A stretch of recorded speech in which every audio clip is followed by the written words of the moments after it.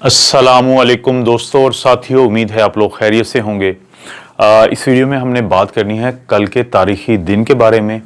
और उसके ऊपर जो ब्रिटेन है उसमें एक इस्लामिक ऑर्गेनाइजेशन है डॉक्टरों की, तो उनकी कुछ तजावीज़ हैं दुनिया के तमाम मुसलमानों के लिए और ख़ास तौर पे बरतानिया के मुस्लिम्स के लिए, और उसकी मैं वजह बताऊंगा कि उन्होंने क्यों ये कहा है।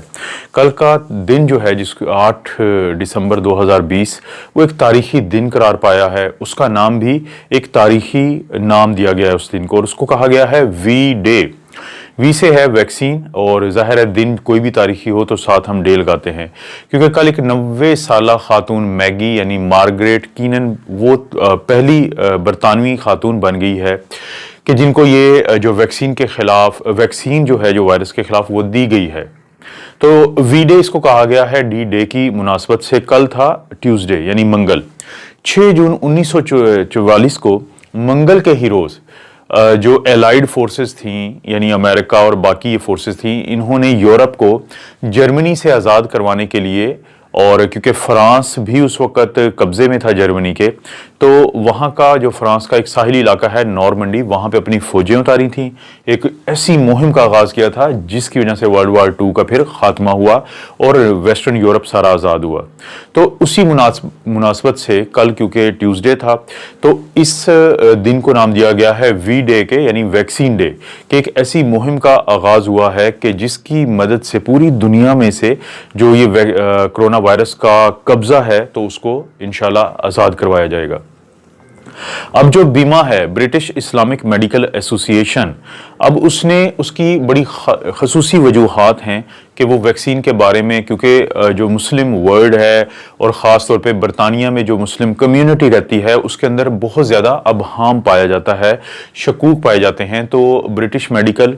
जो इस्लामिक मेडिकल एसोसिएशन है उसने इस चीज़ को मुनासिब समझा कि वो इस चीज़ पे रिसर्च करे और मुख्तलिफ एक्सपर्ट से बात करे, जिसमें डॉक्टर भी शामिल हों, साइंटिस्ट भी शामिल हो और रिसर्चर्स भी शामिल हों, और वो रेगुलेटरी अथॉरिटीज़ भी शामिल हों जो बरतानिया में इस वैक्सीन के को जांचने और इसकी इजाज़त देने में शामिल हैं, ताकि लोगों के इन शकूक को दूर किया जाए।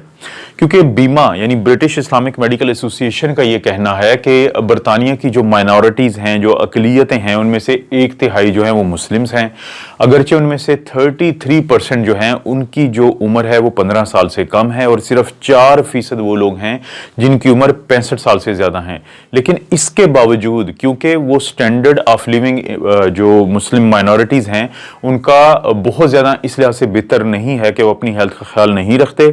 तो इसकी वजह से जो दिल के मसाइल हैं, शुगर के मसाइल हैं और उनकी ख़राबी के मसाइल हैं वो बहुत ज़्यादा हैं मुस्लिम माइनॉरिटी कम्युनिटी में। तो जिसकी वजह से जब उनको कोविड हुआ है तो उनको बाकी तमाम आम तौर पे बाकी जो कम्युनिटीज़ हैं उनसे ज़्यादा नुकसान हुआ है, जानी भी और बाकी कॉम्प्लिकेशंस भी कोरोना की आई हैं।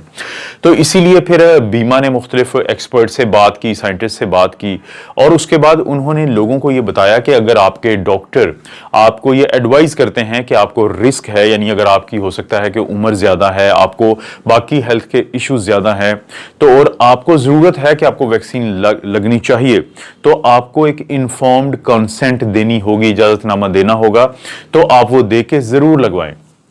उन्होंने कुछ इन मसाइल का हल जानने की कोशिश की है। देखें, उम्र की इसलिए बात की जाती है कि अगर हम एक मिसाल लें कि वो तमाम लोग जिनकी उम्र 50 से 60 साल के दरमियान है,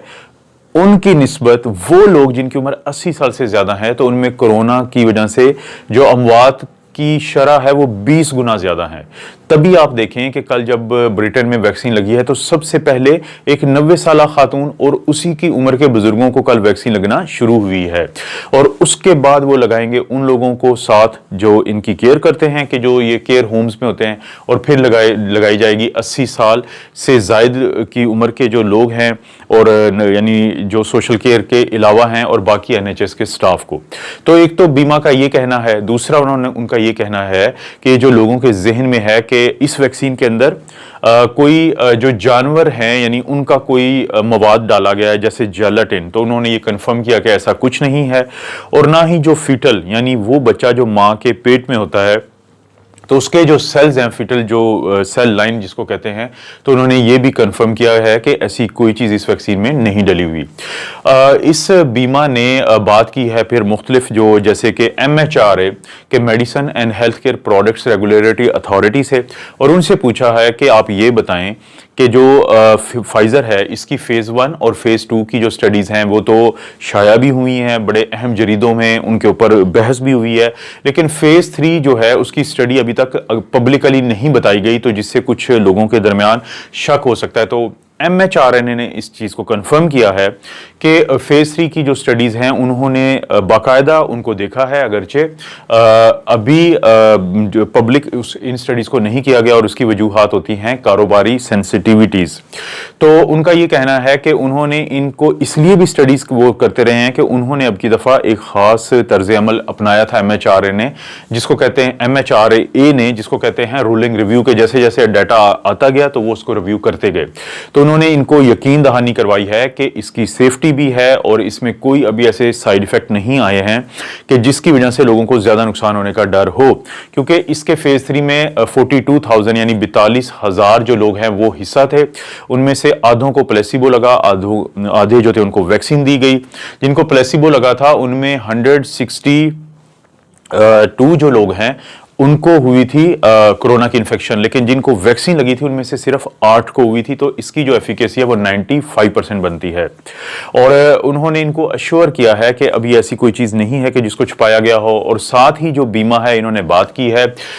एक और वहाँ पे कमेटी है जिसको joint committee on vaccination and immunisation कहते हैं, JCVI, जिसने ये बताया है कि किस उम्र के लोगों को पहले लगनी चाहिए, और उससे भी उनको काफ़ी इत्मीनान हुआ है क्योंकि उन्होंने वही प्रायोरिटीज दी हैं जो कि पूरी दुनिया में बताया गया है कि किस उम्र के लोगों को पहले लगे और किन टाइप के लोगों को पहले लगे। और इसके अलावा उन्होंने एक और वहाँ पे ब्रिटेन में 2-3 चीज़ें हैं कि जो कि बीमा ने लोगों को इत्मीनान दिलाया है। एक तो ये है कि वहाँ पे वैक्सीन डैमेज कंपनसेशन एक स्कीम होती है, और ये जो फाइजर की वैक्सीन है उसमें शामिल है। उस स्कीम के तहत अगर किसी को खुदा न खास्ता कोई नुकसान होता है किसी को ज़्यादा इस वैक्सीन लगने से, तो उसको तमाम तलाफी की जाएगी उसको, उस किसी भी शख्स को। और दूसरा, ऑनलाइन एक स्पेशल साइट क्रिएट की गई है जिस पे आप अपने साइड इफेक्ट वैक्सीन लगने के बाद आप फौरी तौर पे बता सकते हैं हुकूमत को भी और हेल्थ अथॉरिटीज को भी। तो बीमा का यही कहना है कि जो मुस्लिम कम्युनिटी है वो UK की, वो लाजमी ये लगवाए, क्योंकि बहुत सारे जो मसाइल हैं उनका खात्मा हो सकता है सिर्फ इस वैक्सीन के लगवाने के बाद। लेकिन साथ ही बीमा ने यह कहा है कि 3 W's को नहीं भूलें, क्योंकि वैक्सीन के साथ साथ 3 वो W's हैं जिन पे अमल करने से हमें इस जो वबा से छुटकारा मिल सकता है। वो 3 W's क्या हैं? वॉच योर डिस्टेंस, कि आप फासले पे रहें, सोशल डिस्टेंसिंग रखें, और वॉश योर हैंड्स, अपने हाथों को 20 से 40 सेकंड के लिए साबुन और पानी से धोएं, और वियर मास्क, और मास्क को पहनें, क्योंकि ये जब तक ये 3 चीज़ें करेंगे और साथ वैक्सीन का अमल होगा